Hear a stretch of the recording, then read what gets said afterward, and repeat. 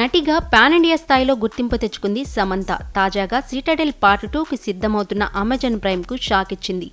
సిటాడెల్పై interest లేదని season 2లో నటించనని తేల్చేసిందట. అనారోగ్యంతో ఇబ్బందులు పడుతున్నా సిటాడెల్లో నటించినందుకు తగిన ప్రతిఫలం దక్కకపోవడంతో ఆమె ఈ నిర్ణయం తీసుకున్నట్లు తెలుస్తోంది.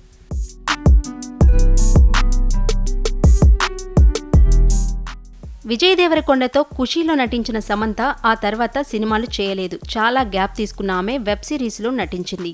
చెన్నైలో పుట్టి పెరిగిన సమంత అక్కడే చదువుకుంది. డిగ్రీ థర్డ్ ఇయర్లో ఉండగానే మోడలింగ్ రంగంలోకి అడుగుపెట్టింది. సినిమాల్లోకి రాకముందు పాకెట్ మనీ కోసం పార్టీలు, ఈవెంట్స్లో వెల్కమ్ గర్ల్గాను పనిచేసింది. నాగచైతన్య హీరోగా నటించిన ఏ మాయ చేసావే సినిమాతో టాలీవుడ్ ప్రేక్షకులకు పరిచయమైంది. అయితే ఆమెకు ఇదే మొదటి సినిమా కాదు.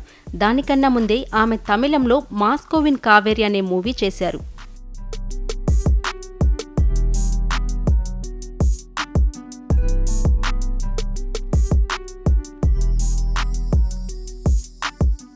శామ్ తెలుగులో రామ్ చరణ్, అల్లు అర్జున్, మహేష్ బాబు, పవన్ కళ్యాణ్ తదితర స్టార్ హీరోలందరితోనూ సినిమాలు చేసింది. హిట్స్ కొట్టి స్టార్ హీరోయిన్ హోదా కూడా అనుభవించింది.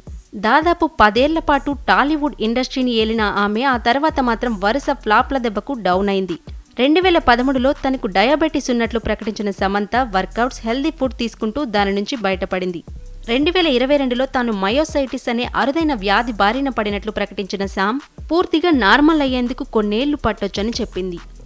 సమంతకు ఒక నిక్నేమ్ కూడా ఉంది. ఈ విషయం చాలా మందికి తెలియదు. శామ్ పేరెంట్స్, ఫ్రెండ్స్ ఆమెను ముద్దుగా యశోద అని పిలుస్తారు. యశోద పేరుతో శామ్ ఒక సినిమా కూడా చేయడం విశేషం. ఇదిలా ఉంటే సమంత ప్రత్యూష అనే పేరుతో ఓ ఎన్జీఓను నడుపుతోంది.